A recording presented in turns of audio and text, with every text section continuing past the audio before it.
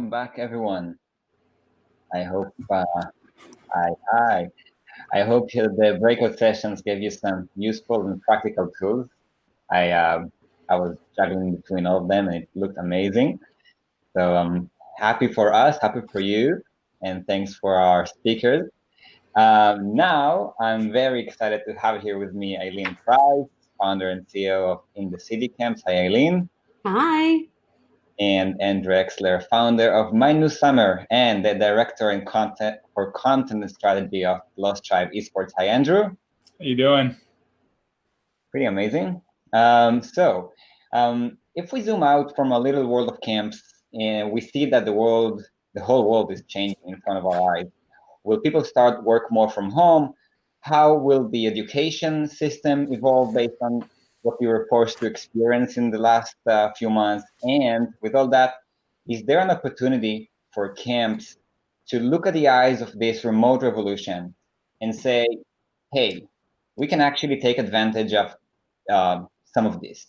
And there might be an opportunity here for our future to extend beyond our usual reach.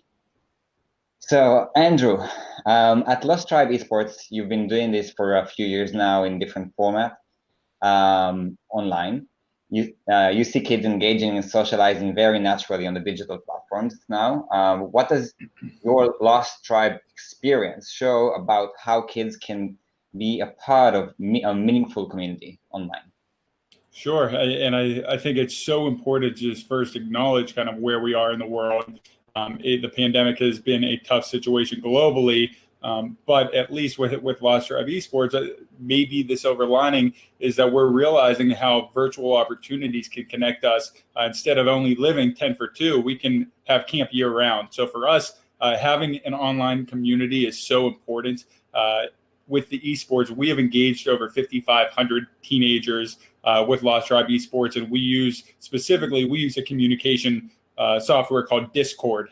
Specifically, it's pretty much chatting for gamers. And for us, we have had over 14,000 total messages on there. There have been over 115,000 minutes of gaming in a digital Minecraft server that we host. And that just shows in the last year and a half how many opportunities are out there. So for us, having those chances to utilize the virtual engagement is so important.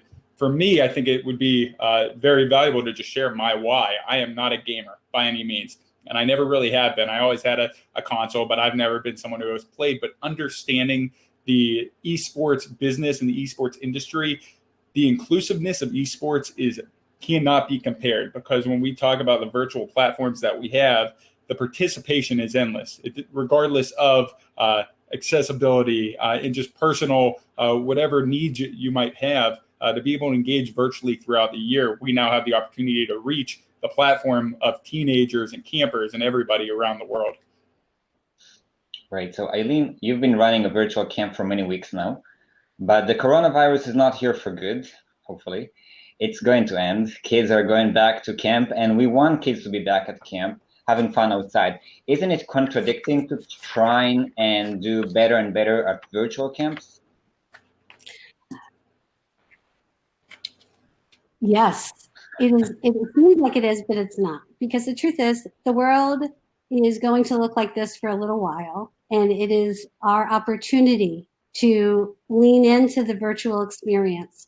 And if you're not considering virtual, reconsider, because if you don't, your brand will lose credibility.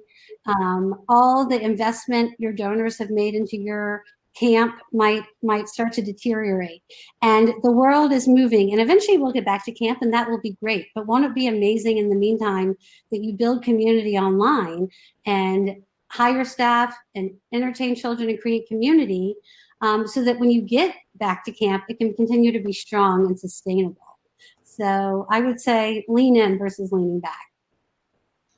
All right, Andrew, what do you think is the value of a virtual camp? Let's say if we think of a virtual camp as something that can work year round, not even just for now, but looking for a few years later into the future. What do you think is the value of that kind of program throughout the year for campers and for staff? Sure. We're even taking it a little bit larger for camps. It just shows an acceptance of change. And then that's so important. The ones who, like Eileen said, the ones who lean in are the ones who are going to have the really successful summer 2021 and beyond in person. But really understanding that you can now carry camp year round. And it's twofold. It's one, with the campers, you get to engage your campers year round. You're making parents happy because you're keeping their kids busy, and campers love camp. So maybe it helps them keep their mind off of school or anything else that they usually go to summer camp to get away from, if it's any personal things that they have to deal with.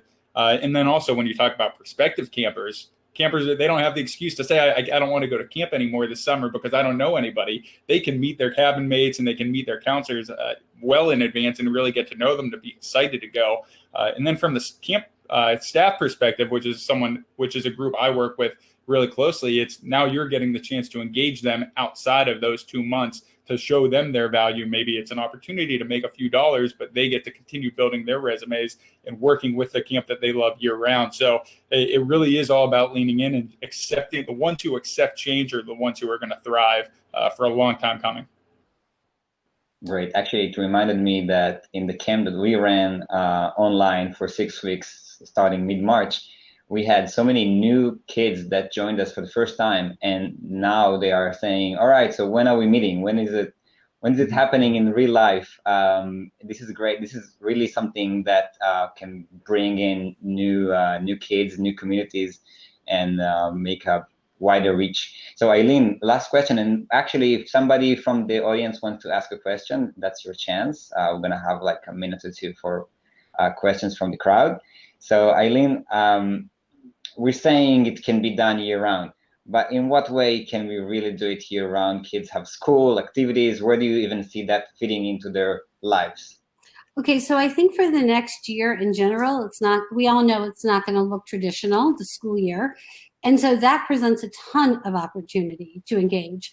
You can keep your bunk moving. You can offer Friday programming. You can do Shabbat, or if you're a non-Jewish camp, or you could do another activity. So I don't want to underestimate the power of connecting online and creating community.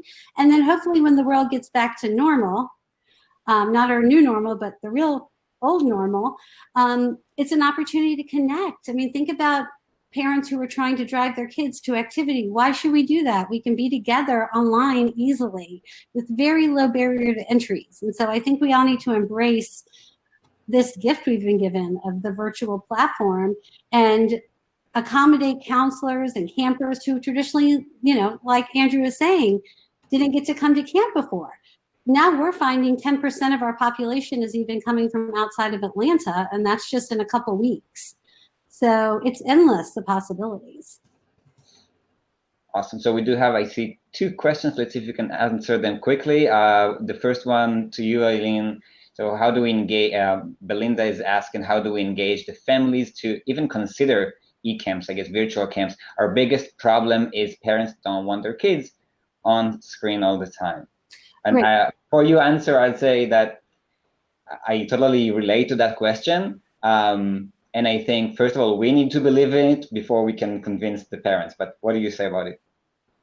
Okay, yeah, I would say that camp is not school and school is not camp. So, parents before made a conscious decision to send their children to camp because they knew the value they would be getting. The same value proposition is still there. So it's all in your marketing and your delivery of your product, that if you build it, they will come, and it's a good quality product. I can promise you parents will overlook that if they feel like their kids are gaining more than losing, right? So they get on and they're making friends and learning and creating connections and community. If it has to be done on a screen right now, I think we're seeing parents are willing to overlook it. But I don't want to underestimate how good the product needs to be, how well your counselors need to be trained, and how good your marketing needs to be. Great. And I would also add to that,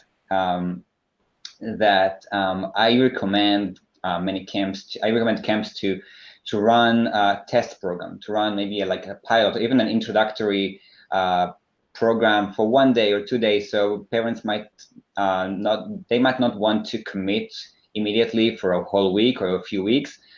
But I think once the kids are trying that, they will not want to leave. They will just want to come back day after day. So that's one way to try. And this summer is very special. You might not know yet how many kids are going to be in your program in a few weeks from now, because they'll just learn as we go, and you learn as we go.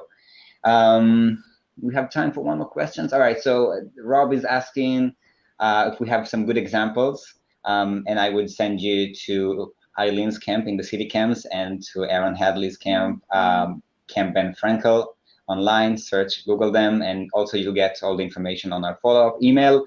And I'm sure that you can do some research, but there are some camps who are doing some really amazing stuff already. And I think that's our time for questions. Andrew, Eileen, thank you so much.